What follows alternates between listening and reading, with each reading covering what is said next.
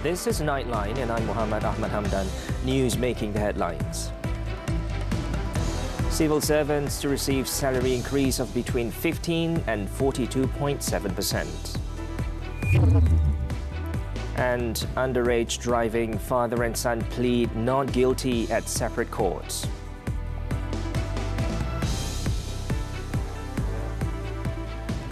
Good morning. More than 1.5 million civil servants are expected to receive a salary increase of between 15 and 42.7% beginning December. Communications Minister Fahmi said the highest increase will be enjoyed by more than 690,000 individuals in the implementing group through the Public Service Remuneration System (SSPA). Peningkatan ini bagi yang kumpulan pelaksana dijangka paling tinggi, manakala bagi kumpulan KSU dan Ketua Pengarah Jabatan Penerangan peningkatannya mungkin lebih sederhana. Fahmi, however, said that an overall picture of salary hikes, especially involving the implementation group, will be known next week. Prime Minister Datuk Seri Anwar Ibrahim will announce the preliminary details at the 19th Majlis Amanat Perdana Perkhidmatan Awam event, slated for next Friday, with the full details to be disclosed during the tabling of the 2025 budget on October 18th. The proposed establishment of the Southern Thailand Special Economic Zone, or SEZ, may include the private sector and start-up companies. Prime Minister Datuk Seri Anwar Ibrahim said the participation of the companies could attract more investments in the SEZ. In a post on social media on Wednesday, Anwar said the matter was discussed during his meeting with Thai Foreign Affairs Minister Mari Sangyampongsa on Tuesday. In the meeting, the Prime Minister said he also suggested that Kelantan should take the opportunity to build a commercial area along Sungai Golo. Anwar added that they also discussed dredging the Sungai Golo estuary to deal with the flood issue, to help the communities along the border of the two countries who face flooding problems almost every year. He also expressed Malaysia's commitment to the Southern Thailand peace dialogue process. Anwar said both countries have agreed that Malaysia would host the 7th annual consultation on September 19th this year. Also discussed were the outcomes of his working visit with Thai Prime Minister Srettha Thavisin to Sungai Golo, Thailand and Rantau Panjang, Kelantan last Saturday. During the visit, the two leaders also discussed the rubber sector and the food industry. Malaysia is on track to achieve its target of 3.6 billion ringgit in revenue in the data center industry by 2025. Now, this confidence is based on substantial investments in the development of data centers that have already commenced, as well as the expansion of operations by existing companies. Deputy Communications Minister Teo Ni Ching said a slew of investments involving the development of data centers has entered the country, coupled with the expansion of operations by existing companies. She added that some of these companies have also announced plans to double their investments in Malaysia. Teo stated that creating an ecosystem for data centers and cloud services would also mean increasing the number of industry suppliers in the country as well. This presents an opportunity to create more high-value jobs for Malaysians and at the same time ensure that the country becomes a leader in the digital economy within the region. Malaysia has approved 114.7 billion ringgit worth of investments in data centers and cloud services from 2021 to 2023, creating over 2,325 high-value job opportunities in specialized fields. The father of a 12-year-old boy who was caught on video driving a car claimed trial to a charge of neglect and failure to supervise the child at the Sepang Sessions Court on Wednesday. The accused, a permanent resident in Malaysia, pleaded not guilty when the charge was read before Judge Ahmad Fuad Othman. The 53-year-old carpet seller allegedly neglected and had acted carelessly in a way that could have exposed him to physical injury by failing to supervise the child who had driven the vehicle. He was alleged to have committed the offence at Taman Putra Impiana in Puchong on July 28th. The charge under the Child Act provides a maximum 50,000 ringgit fine or not more than 20 years jail or both upon conviction. The father of 5 was granted bail at 8,000 ringgit with one surety and ordered to report to the nearest police station every month and not to approach any of the witnesses in the case. The court also fixed September 4th for case mention. In a 2-minute video that went viral on social media last week, the boy was seen behind the wheel of a car going on a joyride with his 2 siblings, aged 4 and 6, in the front passenger seat. The car driven by the child can be seen going over a speed bump before the woman recording the video tells the boy to stop the vehicle. Meanwhile, at the Sepang Magistrates Court, the 12-year-old boy pleaded not guilty to a charge of underage driving. The proceedings before Magistrate Muhammad Bukhari Madruslan were held behind closed door as the case involves a juvenile. The charge was framed under Section 39(1) of the Road Transport Act, which states that no person under 16 shall drive a motor vehicle on a road. He faces a fine of not more than 2,000 ringgit or a jail term of not more than 6 months or both upon conviction.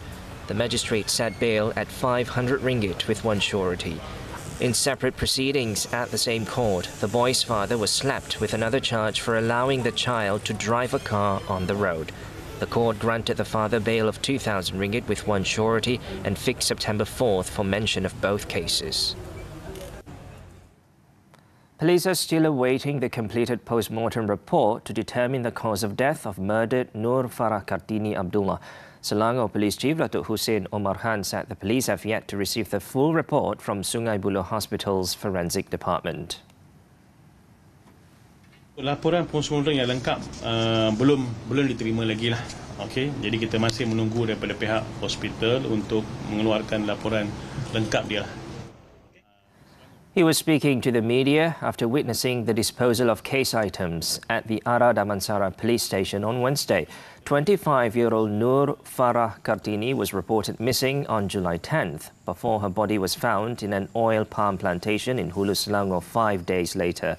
On July 26th, the suspect in the case, a police officer stationed at the Slim River police station in Perak, 26-year-old Lance Corporal Muhammad Alif Monjani, was charged at the Kuala Kubu Baru Magistrates Court with the murder. Moving on, over 1,000 Bersatu members in Jeli have announced their immediate exit from the party. A spokesman for the group cited a lack of confidence in Bersatu's leaders, adding that Bersatu is seen as very weak in political planning, as seen in the selection of candidates for the Negeri by-election. The number purportedly includes 8 Bersatu branch leaders and 18 Wanita branch heads in Jeli, which also saw the party division dissolved following the mass exodus. Former Kedai Kuala Balah Bersatu deputy head Rodzi Muhammad said the move to leave the party was because confidence in Bersatu had eroded and the party was considered not to be the dominant party of the Malays that could fight for the fate of the nation. Keputusan ini kami buat secara sukarela dan tiada paksaan dan tiada dipengaruhi oleh mana-mana pihak. Sehubungan dengan ini, ketua-ketua cawangan yang hadir pada hari ini, iaitu sebanyak 8 cawangan dan 18 cawangan serikandi, dengan ini mengumumkan pembubaran cawangan Bersatu di cawangan tersebut. Bersatu dilihat begitu lemah di dalam percaturan politiknya. Ini jelas terlihat di dalam pemilihan calon PRK Dun Negeri. Parti Bersatu tampak jelas seakan dipermainkan dan digula-gulakan oleh Parti PAS di dalam PN. Kami yang sebelum ini merupakan ahli Bersatu amat malu dan terasa tercabar atas kesilapan percaturan ini. According to Rodzi, at the moment the leadership and former members of Bersatu do not support any party and choose to move freely. However, they would give their support to the unity government led by Prime Minister Datuk Seri Anwar Ibrahim, which is seen as more charismatic and is able to better drive the country forward. Public-Private Partnership Unit UKAS Director General Datuk Seri Shamsul Azri Abu Bakar has been appointed as the new Chief Secretary to the Government effective August 12th. He will be replacing Tan Sri Muhammad Zuki Ali, whose contract ends on Saturday after being given a 2-year extension from August 11th, 2022.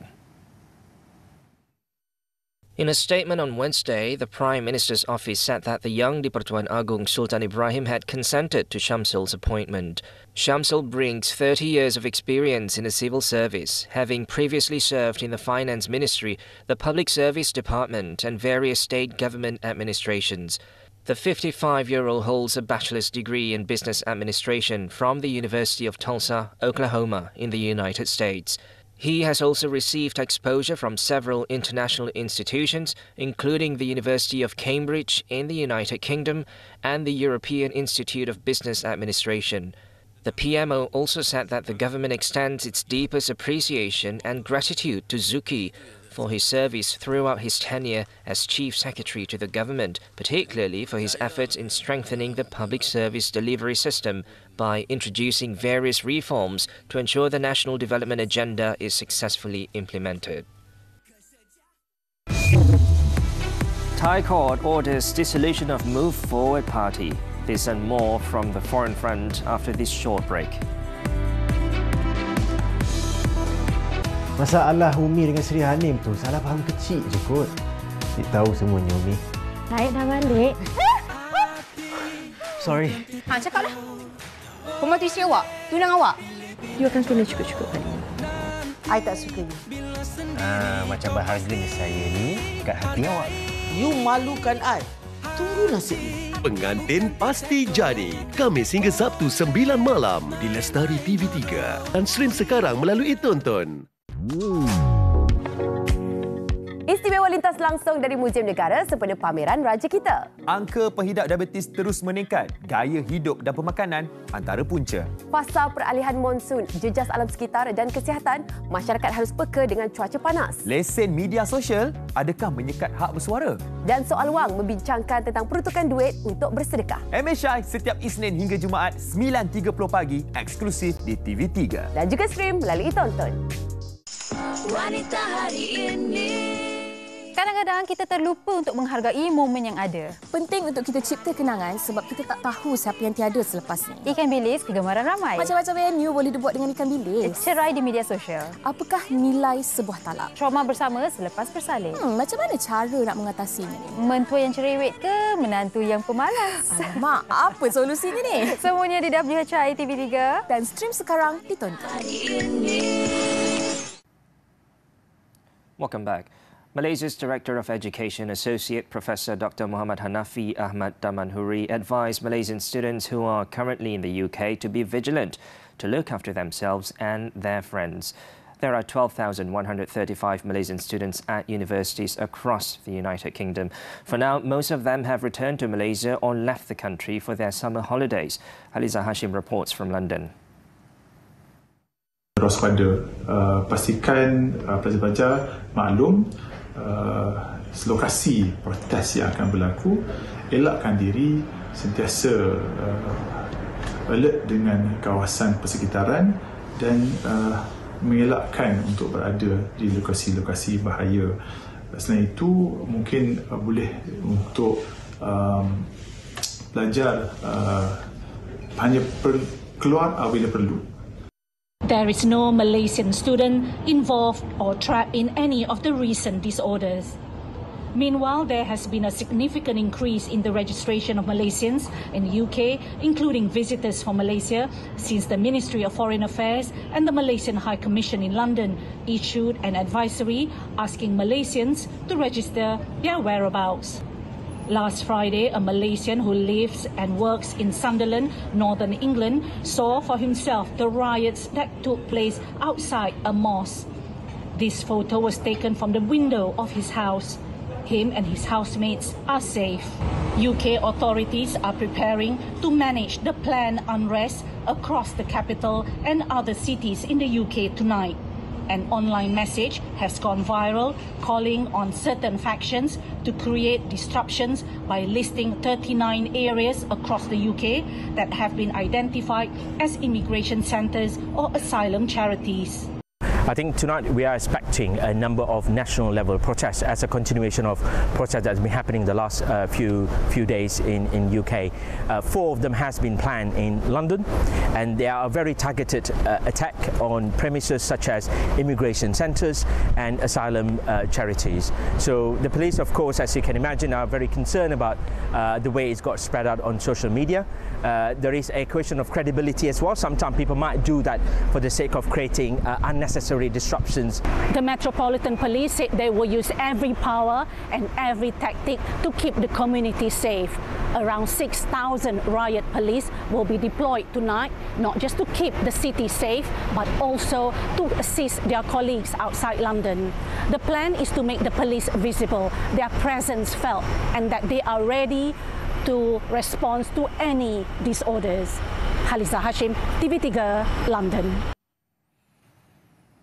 In the meantime, the United Kingdom braced for another day of unrest on Wednesday as more far-right race riots were planned in several cities.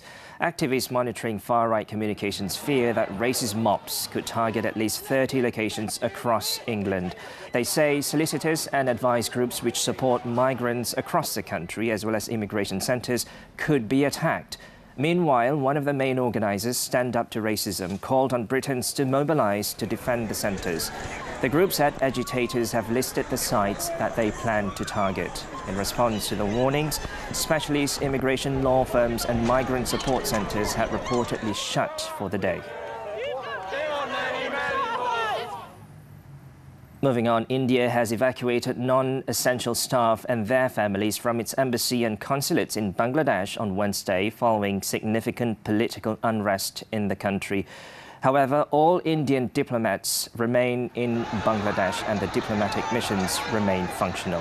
The High Commission in Dhaka, along with Assistant High Commissions in Chittagong, Rajshahi, Khulna and Sylhet, also continue to operate. In the meantime, Nobel laureate Muhammed, who has been tapped to lead an interim government in Bangladesh, called for calm a day before his new government is expected to be sworn in.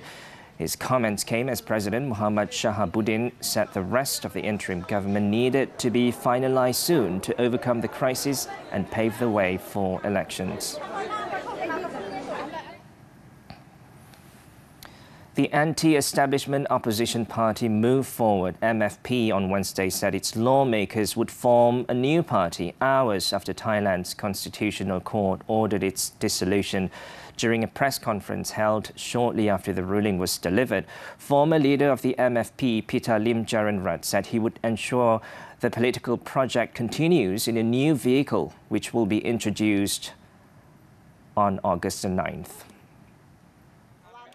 Announcing their unanimous ruling, the 9 judges said the party posed a threat to the constitutional monarchy and national security by continuously and seriously campaigning for the amendment of Section 112 of the Criminal Code or the lèse majesté law. According to the court, such attempts diminished the value of the royal institution and showed intention to abuse the royal institution for political gain in the general election. It also hurt people's faith in the institution and affected national security. Apart from dissolving the party, the court then banned 11 MF executives who held positions between March 25, 2021 and January 31st this year from running for elections, setting up a new political party or taking part in forming a new party for 10 years.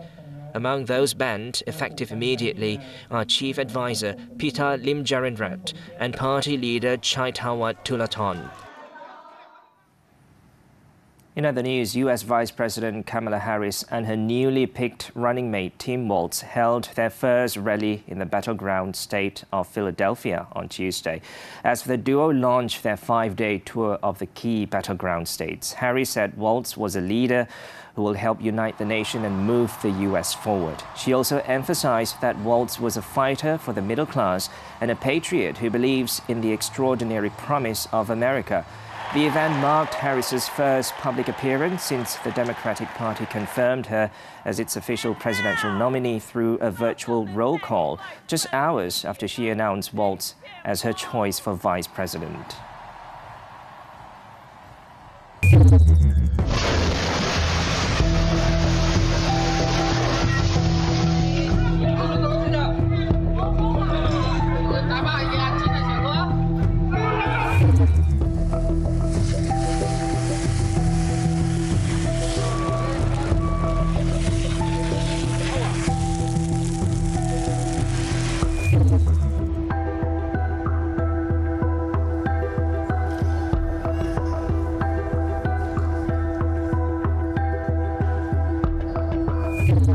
西洋式环线遭遇断石积水，最少处10年。救援人员赶抵后，行人及车辆因积水全部排除，交通达到18.6米，持续上涨，同时响应。 Dato' Azizul books berth in quarters. Sports when we come back.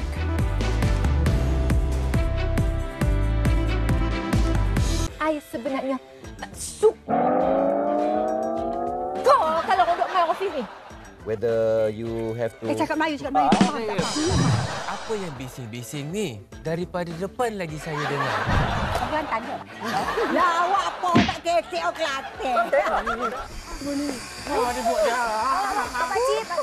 Dia buat dah. Pakcik sedang.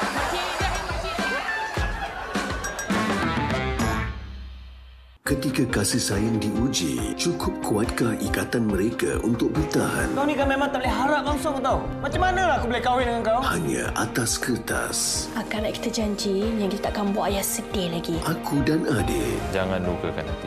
Bintang hati Umi. Kalau Papa kerja, masa untuk Papa berdakwah, kita ganggu. Auta. Buat bendera baru untuk apa? Selimut Merdeka.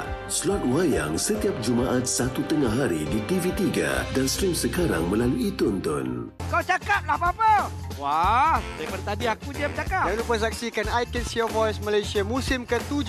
I Can See Your Voice Malaysia yang ke-7 di TV3 9 malam ataupun kamu malam ke Ahad ni. Di SFH.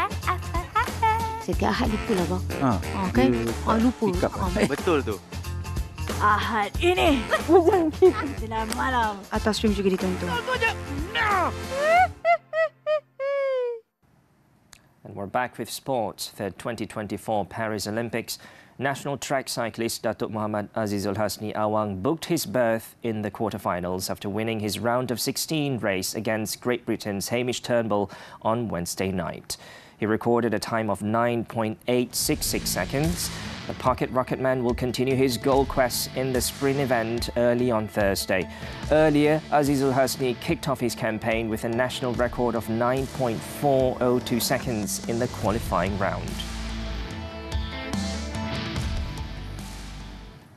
Meanwhile, national cyclist Pheu Shahrum's effort in the men's sprint event came to an end after finishing second in the repêchages.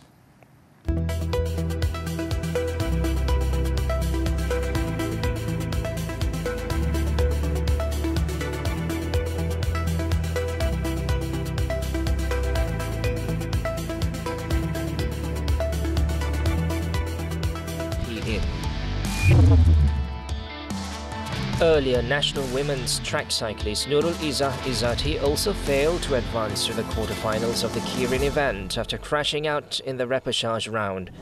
The 20-year-old, who initially led in Heat 1, finished third after being overtaken by Canadian rider Kelsey Mitchell and Great Britain's Katie Marchant, who finished first and second respectively. Izzah will continue her challenge at the prestigious Games in the women's sprint event this Friday. Still on Olympics, national diver Nur Dabita Sabri secured her spot in the women's 3-meter springboard semi-finals after finishing 12th out of 28 divers in the preliminaries on Wednesday night. With only the top 18 divers advancing to the semi-finals, Dabita scored a total of 283.65 points after 5 rounds. China's Chen Yiwen took the top spot with 356.40 points, while Australia's Madison Keeney came in second. 25-year-old Dabita will compete in the semi-finals on Thursday, where she will need to be among the top 12 to advance to the final. In other actions, China's Chuan Hongchan won the women's 10-meter platform event, bagging the country's 5th diving gold medal.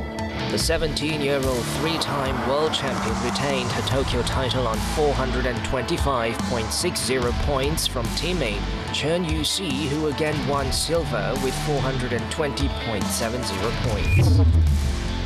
In the skateboarding event, Arisa True delivered a technical masterpiece in her final run to grab gold in women's park, as the 14-year-old became the first Australian woman to win an Olympic skateboarding medal.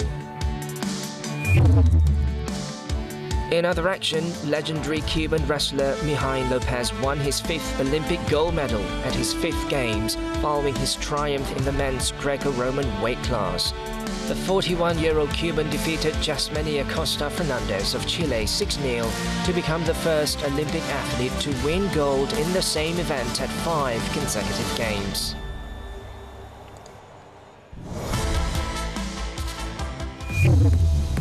Man arrested after holding ex-girlfriend at knife point. The details when Nightline returns. Cerita pilihan Ogos ini yang menyentuh emosi.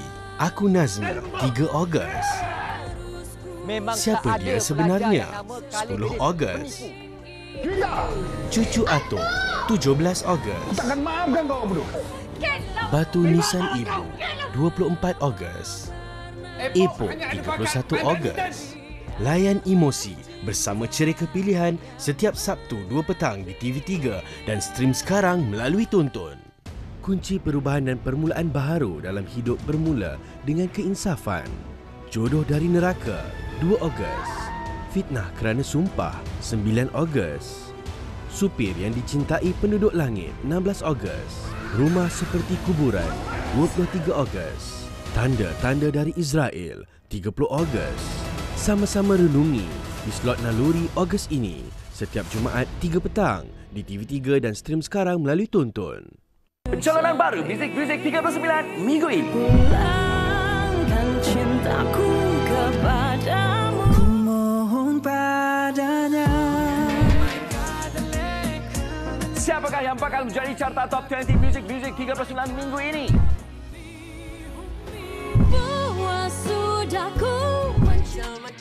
Semuanya dalam Muzik 39 Ahad ini jam 12.20 tengah hari di TV3 dan stream secara langsung di aplikasi Tonton. Welcome back. In Pulau Pinang, an operation conducted along the Butterworth Outer Ring Road to weed out the mudroom pit menace saw a large group of motorcyclists riding dangerously against the flow of traffic to avoid checks. North Seberang Perai Police Chief Anwar Abdul Rahman said one motorcyclist was arrested in the operation that was carried out at around 7 p.m. on Sunday. Anwar said the incident stemmed from the Op Samsing Jalanan conducted by a team of police from the district. He added that the motorcyclist was arrested under the Road Transport Act for reckless and dangerous riding. In the operation, police also seized 25 motorcycles for various offences. A 38-second video of the motorcyclist riding against traffic was posted on Facebook on Tuesday and has since been shared widely on social media. Still in Pulau Pinang, a man who threatened his ex-girlfriend with a knife at a supermarket in Bagan Ajam over the weekend has been arrested. The incident, which occurred at about 8:45 p.m. last Sunday, was in full view of shoppers.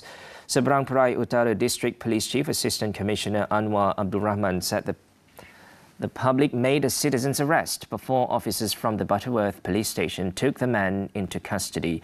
The woman sustained a slight injury to her finger during the struggle. The case is being investigated under sections 324 and 506 of the Penal Code for causing hurt with a dangerous weapon and criminal intimidation. A video of the incident in which a man can be seen holding a woman in a chokehold and waving a knife at onlookers has been widely shared after being uploaded to social media.